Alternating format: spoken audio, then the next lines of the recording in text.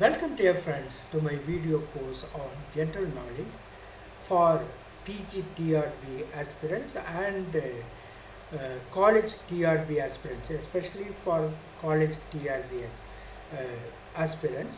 And also it is helpful for everyone, not only for this. General knowledge is common to everyone, and whoever is attending any competitive exam, I'm sure these questions will be of great help to you. So let us straight away enter into the topic. இது தமிழ் காணொளி, தமிழிலே நாம் நிறைய விஷயங்களை அலசி ஆராய்வோம். Which AI-driven tool is used in India's agriculture sector? இந்தியாவினுடைய வேளாண்மை தொழில் எந்த ஏஐ தொழில்நுட்ப கருவி பயன்படுத்தப்படுகிறது? நிச்சயமாக கிசான்னாலே விவசாயம் தான். Kisan AI helps farmers with the crop analysis and weather predictions. விவசாயிகளுக்கு இந்த கிசான் ஏஐ என்பது பயிர் பகுப்பாய்வு மற்றும் வானிலை கணிப்பிலே உதவுகிறது.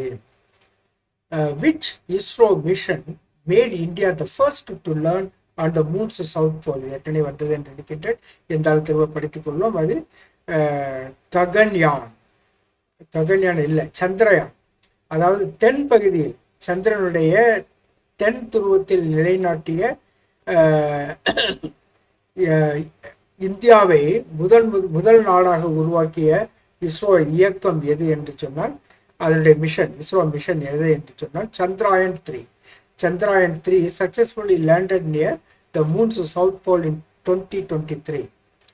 அடுத்து, what is the name of India's first interplanetary mission to Mars?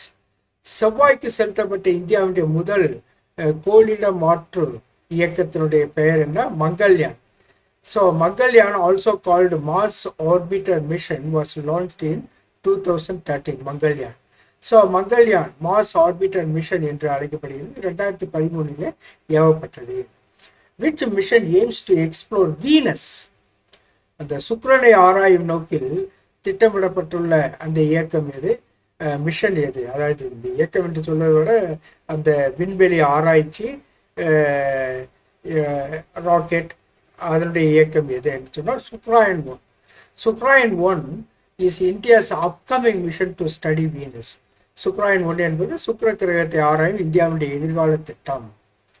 அடுத்து, which Indian satellite is dedicated to solar research?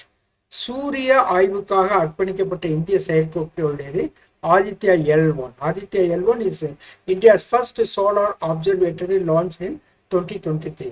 Aditya L1 என்பது இந்தியாவுடைய முதல் சூரிய பார்வையகமாகும். இது 2023ஆம் ஆண்டு ஏவப்பட்டது. Which is the heaviest rocket developed by ISRO? ISRO உருவாக்கிய மிக கனமான ராக்கெட் எது என்று கேட்டால் GSLV MK3. GSLV MK3, also called LVM3, is India's heaviest launch vehicle. அப்படின்னா நிறைய ராக்கெட்டுகளை ஏற்றி செல்லக்கூடிய ஒரு விண்கலம். ஸோ ஜிஎஸ்வி எம்கே 3 அல்லது LVM3 என்று அழைக்கப்படும் இது இந்தியாவுடைய மிக கனமான ஏவுகணை ஆகும். நிறைய ராக்கெட்டுகளை ஏற்றி செல்லும்.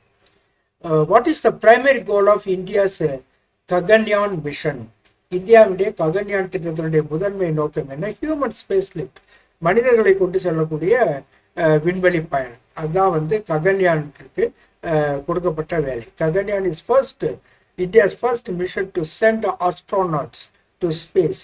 ககன்யான் என்பது மனிதர்களை விண்வெளிக்கு அனுப்பும் இந்தியாவுடைய முதல் முயற்சி. Which ISRO rocket is known as the work horse of India?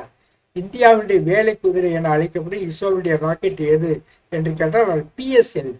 நிறைய ராக்கெட்டுகளை அனுப்பியிருக்கிறது. PSLV, Polar Satellite Launch Vehicle, அதான் PSLV, Polar Satellite Launch Vehicle, is called India's workhorse due to its reliable performance.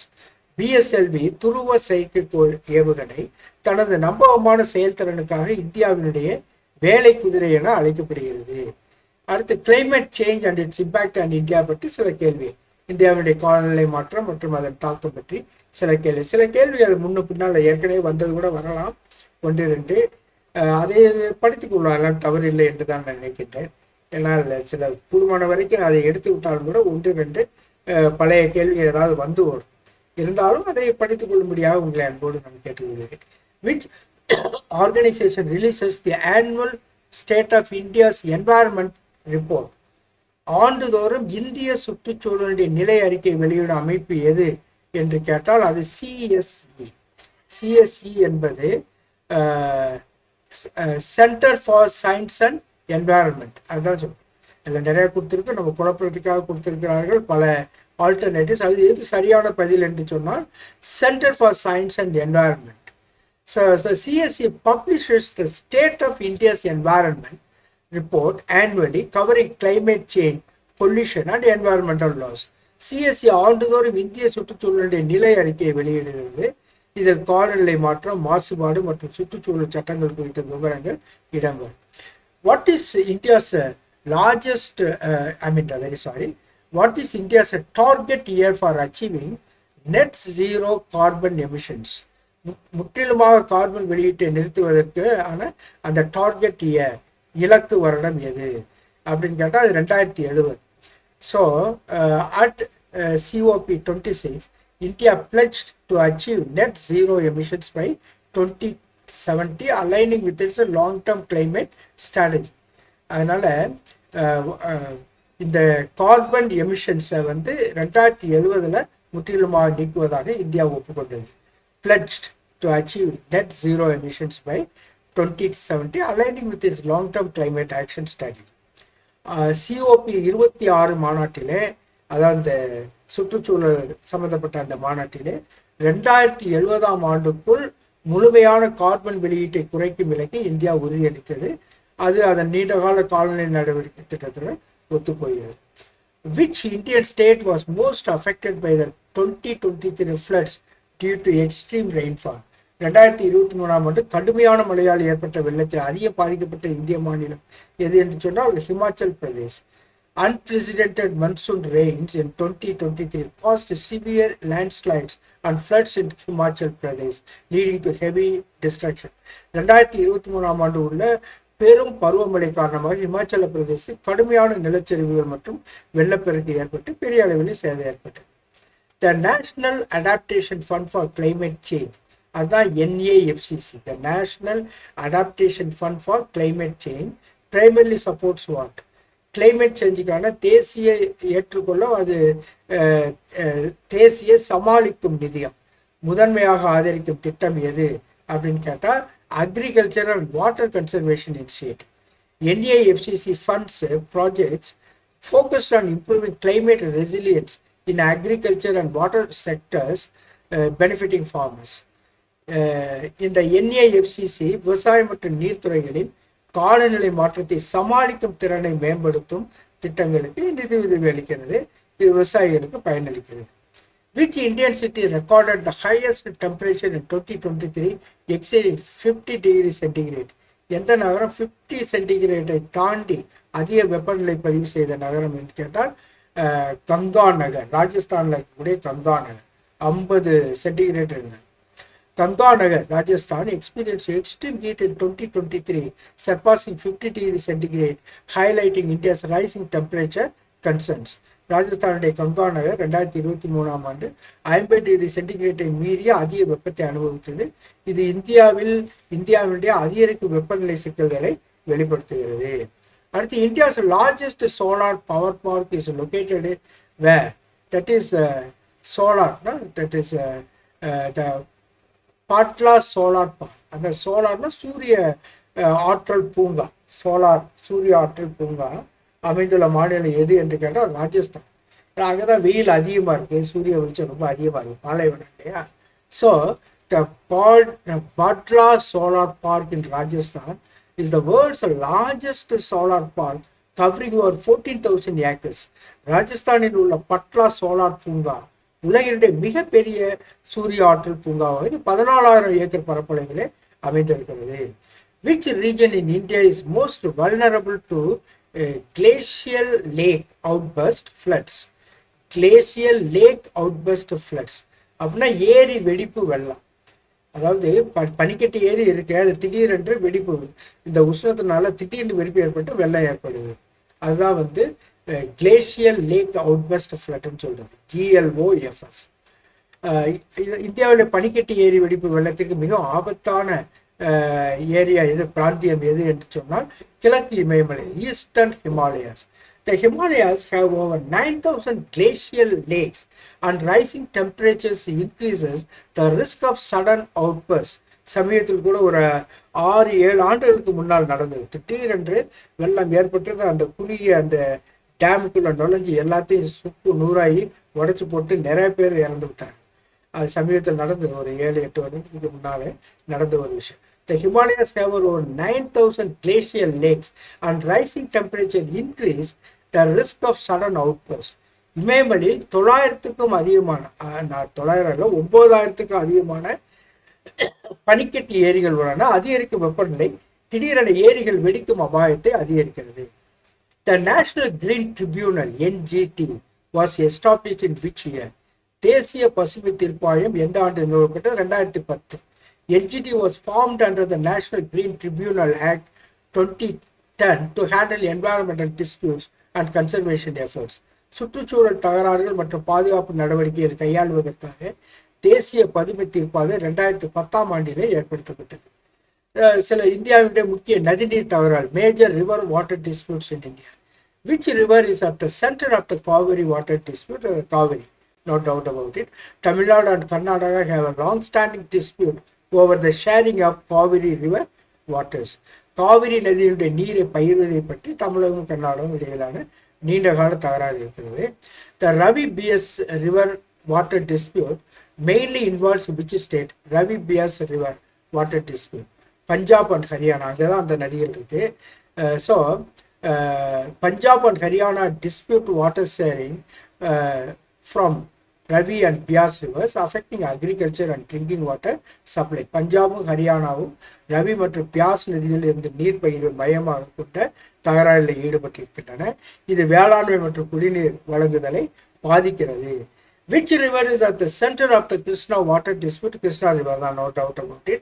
The Krishna river dispute involves Maharashtra, Karnataka, Telangana and Andhra Pradesh over equitable water allocation. ஒரு 4 மாநிலங்கள் இந்த கிருஷ்ணா வாட்டருக்காக சண்டை போடுகின்றார்கள்.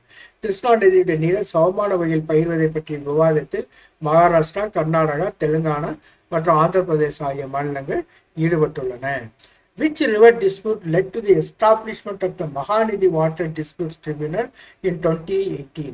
மகாநதி நீர் தகராறு தீர்ப்பாயம் 2018 அமைக்க காரணமான நதி எது? 2010 மகாநதி தான். The Mahanadi river dispute arose between Odisha and Chhattisgarh regarding water usage for irrigation and industries. மகா நதியினுடைய நீரினை பாசனத்திற்கும் தொழில்துறைகளுக்குமான பயன்பாட்டை குறித்து ஒடிஷா மற்றும் சத்தீஸ்கர் இடையே ஏற்பட்ட விவாதம் தான் அந்த தீர்ப்பாயம் அமைய காரணமாக இருந்தது. இந்த establishment Mahanadi water dispute tribunal 2018 காரணம் அதுதான். அந்த 2 ஸ்டேட் எது? ஒடிசா மற்றும் Chhattisgarh. Which Indian state challenged Karnataka's Meghdadu Dam project? That is Tamil Nadu, no doubt about it. Tamil Nadu opposes Karnataka's Meghdadu Dam project, fearing reduced Kaveri water flow. Karnataka மாநிலத்தினுடைய மேகதூது அணை திட்டத்தால் காவிரி நதியில் தமிழ்நாட்டுக்கு வரும் நீரின் அளவு குறையும் என்ற அச்சத்தால் தமிழ்நாடு அரசு எதிர்ப்பு தெரிவிக்கிறது. Which tribunal was set up to resolve the Godavari Krishna water disputes? நிச்சயமாக கிருஷ்ணா வாட்டர் ட்ரிபியூனல் தான். ஸோ சாரி, அது கிடையாது. Which tribunal was set up to resolve the Godavari Krishna water disputes? That is Pachawat Tribunal. பச்சாவத் தீர்ப்பாயம். அது பேர் பச்சாவத் tribunal. 2 state என்னன்னா தென்னிந்திய மாநிலங்களான கிருஷ்ணா மற்றும் கோதாவரி நதிநீர் பகிர்வுக்கு இந்த பச்சாவத் ட்ரிபியூனல் தான், இந்த தீர்ப்பாயம் தான் பரிசீலித்தது. So the Pachawat Tribunal resolved the Krishna Godavari water sharing disputes between South Indian states. தென்னிந்திய மாநிலத்திலே கிருஷ்ணா மற்றும் கோதாவரி நதிநீர் பயிர்வு தகராறுகளை தீர்த்தது. What is the role of the Central Water Commission in river disputes? நதிநீர் தகராறுகளில் மத்திய நீர்வள ஆணையத்தினுடைய பங்கு என்ன? What is the role of the Central Water Commission? அதாவது மானிட்டரிங் அண்ட் மீடியேஷன். என்னன்னா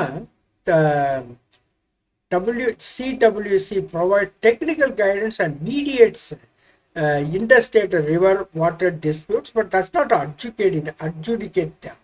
அப்படின்னா என்ன அர்த்தம்னா மத்திய நீர்வள ஆணையம் தொழில்நுட்ப வழிகாட்டுதலில் மத்திய மாநில நதிநீர் தவறுகளை நடுவர் நடவடிக்கை மேற்கொள்கிறது, ஆனால் தீர்ப்பு வழங்குதல் அது சென்ட்ரல் கவர்மெண்ட்டுக்கு உரித்தானது என்று சொல்லப்படுகிறது. Which Indian city faced the worst urban flooding in 2023 due to climate change? 2023 காலநிலை மாற்றம் காரணமாக கடுமையான நகர வெள்ளத்தை சந்தித்த இந்திய நகரம் எதுனா Bangalore. Bangalore witnessed extreme urban flooding due to excessive rainfall and poor drainage infrastructure. மிகுந்த மழை மற்றும் மோசமான வடிகால் அமைப்பு காரணமாக பெங்களூர் கடுமையான நகர வெள்ளத்தை எதிர்கொண்டு 2023. Which ranked at which position India ranked at which position in the Global Climate Risk Index 2023? உலகளாவிய காலநிலை ஆபத்து குறியீட்டில் இந்தியா எந்த இடத்துல இருந்தது? India ranked at which position in the Global Climate Risk Index 2023? அது 7வது இடம். So India ranked 7th, indicating high vulnerability to climate disasters like heat waves and floods.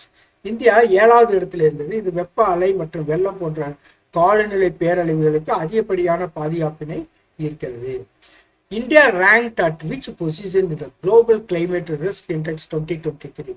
India 2023 ஆண்டில் குளோபல் கிளைமேட் ரிஸ்க் இண்டெக்ஸில் எந்த இடத்துல இருந்ததுன்னா 7வது இடத்துல. அது ஏற்கனவே சொன்னோம். India ranked 7th, indicating high vulnerability to climate disasters like heat waves and floods. India 7வது இடத்தில் இருக்கிறது. இது வெப்ப அலைகள் மற்றும் வெள்ளம் போன்ற காலநிலை பேரழிவுகளுக்கான அதிக பாதுகாப்பை காட்டுகிறது. Which Indian state is most affected by rising sea levels?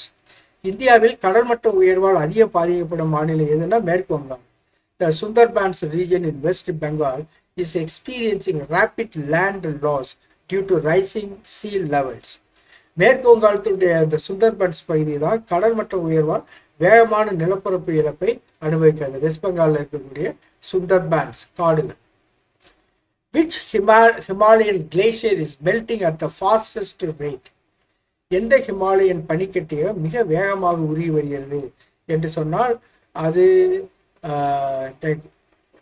Gangotri glacier. Gangotri glacier தான் வேகமாக உருகி வருகிறது இமயமலை. Gangotri glacier has receded nearly 1.5 km over the past century due to global warming. Global வார்மிங்கால் கடந்த நூற்றாண்டில் கங்கோத்ரி பனிக்கட்டியம் சுமார் 1.5 கிலோமீட்டர் குறைந்துள்ளது. Which Indian state has the highest installed solar power capacity? இந்தியாவில் அதிகமாக நிறுவப்பட்ட சோலார் சக்தி திறன் கொண்ட மாநிலம் எது என்று கேட்டால் அது Rajasthan. Rajasthan has over 16 gigawatt of solar power capacity, making it India's solar energy leader. ராஜஸ்தானில் 16 ஜிகாவாட் சோலார் திறன் உள்ளதால் அது இந்தியாவினுடைய சோலார் சக்தி முன்னணி மாநிலமாக இருக்கிறது. Which program promotes afforestation to combat climate change? காலநிலை மாற்றத்திற்கு எதிராக வன நடவினை பெருக்க ஊக்குவிக்கும் திட்டம் எது? ப்ரொமோட் afforestation மரங்களை நடுது, வனத்தை உருவாக்குது. afforestation to combat climate change அது எது அப்படின்னு சொன்னா எந்த கிரீன் இந்தியா திட்டம், அந்த திட்டம் தான் இதுக்கு உதவுது. Green India mission. The Green India Mission aims to increase India's forest cover and biodiversity. The Green India திட்டம் என்பது இந்தியாவினுடைய காடுகள் மற்றும் உயிர் பன்முகத்தன்மையை அதிகரிப்பதை குறிக்கோளாக கொண்டிருக்கிறது. Which state recorded the highest increase in forest cover according to 2023 India State of Forest Report? 2023 இந்திய மாநில வன அறிக்கையின்படி வனப்பகுதி அதிகரிப்பு பெற்ற மாநிலம் எது அப்படின்னா Telangana. Telangana saw 3.07% rise in forest cover. அதிகமாக காடுகளை வளர்த்தார் due to large scale afforestation efforts. தெலுங்கானாவில் பரந்த அளவிலான வன நடவினை முயற்சிகளால் 3.07 பகுதி வனப்பகுதி அதிகரிப்பு ஏற்பட்டது. மரங்களை நிறைய நட்டார். What is the purpose of the national water policy? தேசிய நீர் கொள்கையுடைய நோக்கம் என்ன? நிச்சயமாக to ensure sustainable water management. அதுதான் முக்கியம். மற்ற எல்லாம் சொல்லியிருக்காங்க, அது ரொம்ப முக்கியமான கருத்து என்னன்னா to ensure sustainable water management. The national water policy revised in 2012 promotes efficient water use and conservation. அப்படின்னா என்ன, 2012 திருத்தப்பட்ட தேசிய நீர் கொள்கை நீரினுடைய சிறந்த பயன்பாடு மற்றும் பாதுகாப்பை ஊக்குவிக்கிறது. சில economic policies and their effects. Which of the following is a key feature of the Atmanirbhar Bharat Abhiyan? இந்த ஆத்ம நிர்பர் பாரத் அபியான் திட்டத்தின் முக்கிய அம்சம் எது என்று கேட்டால், நம்முடைய சொந்த நாட்டிலேயே சில விஷயங்களை செய்யுது. Self reliance in manufacturing and production. The Atma Nirbhar Bharat Abhiyan was launched to promote self-sufficiency in various sectors, including manufacturing, infrastructure and agriculture. Atma Nirbhar, that is உற்பத்தி, கட்டமைப்பு மற்றும் வேளாண்மை போன்ற துறைகளில் சுய நிறைவை ஊக்குவிக்க ஆத்ம நிர்பர் பாரத் திட்டம் தொடங்கப்பட்டது. The production linked incentive PLI scheme was introduced for what?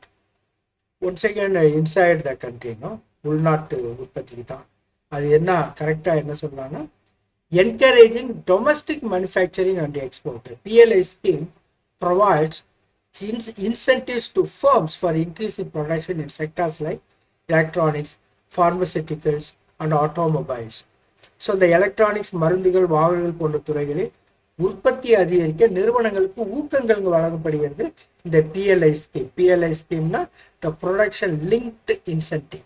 அதிகமாக உற்பத்தி செய்தால் அவங்களுக்கு அதிகமான சலுகைகள் காட்டுறது தான் பிஎல்ஐ ஸ்கீம். உள்நாட்டு உற்பத்தியை அதிகரிக்கும். What is the main objective of the PM Gati Shakti Yojana? PM கதி சக்தி யோஜனாவினுடைய முக்கிய நோக்கம் என்ன? Develop multimodal infrastructure and logistics efficiency. The PM Kadi Sakti aims to improve coordination between different infrastructure projects to enhance India's supply chain and connectivity. பல்வேறு கட்டமைப்பு திட்டங்களுக்கு இடையிலான ஒருங்கிணைப்பை மேம்படுத்துவதன் மூலம் இந்தியாவின் வளங்கள் சங்கிலி மற்றும் இணைப்பை வலுப்படுத்தும் நோக்கத்துடன் கதி சக்தி திட்டம் உருவாக்கப்பட்டுள்ளது. So aims to improve coordination between different infrastructure projects to enhance students' India's supply chain and connectivity. So I hope you understood this. Which recent economic initiative focuses on financial inclusion in India? இந்தியாவில் நிதி சேர்க்கை financial inclusion முக்கியமாக கருத்தில் கொண்ட சமீபத்திய பொருளாதார முயற்சி எது? Jan Dhan Yojana, start up India, make in India, digital India.